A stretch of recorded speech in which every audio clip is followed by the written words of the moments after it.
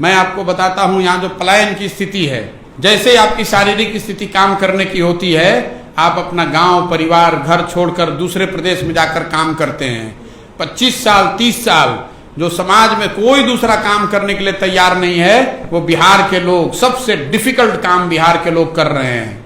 जब आपका शरीर थक जाता है, आप 50 के हो गए 55 के हो गए, तो आप फिर काम छोड़कर वापस आते हैं। इस पूरे 30-35 साल जो आपकी पूरी जवानी है, उसमें आप कभी 15 दिन 1 महीने के लिए घर आए, परिवार के साथ मिलने का आपको अवसर मिला।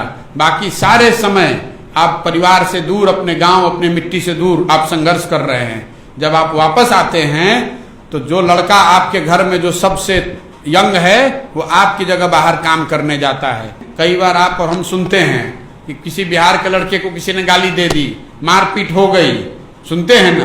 तो नेता क्या बताते हैं कि बिहार के लड़के न रहें, बिहार के लोग न रहें तो दिल्ली और मुंबई की व्यवस्था ठप पड़ जाएगी, वहां सब्जी नहीं बिकेगा, वहां सफाई नहीं होगा।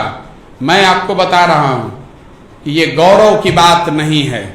बिहार के लोग सब्जी बेचते हैं, ये गौरव की बात नहीं है। बिहार के लोग पर सफाई की व्यवस्था टिकी हुई है महानगरों की, ये गौरव की बात नहीं है। गौरव की बात तब होती कि वो लड़का यहाँ पर सब्जी पैदा कर रहा होता और यहाँ से ट्रेन से या प्लेन से वो सब्जी बॉम्बे भेज रहा होता, दिल्ली भेज रहा होता, तो यहाँ इज्जत से रोजगार कर रहा होता, 4 लोगों को नौकरी देता और अपने घर में रहता और बिजनेसमैन कहलाता। लेकिन वहां जाकर अगर ठेला लगाता है तो ये गौरव की बात नहीं है। मुख्यमंत्री और बड़े नेता बता रहे हैं, कह रहे बिहार के लड़के नहीं रहेंगे तो दिल्ली की व्यवस्था रुक जाएगी। हम लोग कोई दिल्ली के व्यवस्था चलाने का ठेका लेके बैठे हुए हैं? बिहार के लड़के सब्जी बेचने के लिए पैदा हुए हैं और मुंबई का कचरा साफ करने के लिए पैदा हुए हैं। कर्नाटक का आदमी, तमिलनाडु का आदमी आकर बिहार में कभी ये काम कर रहा है?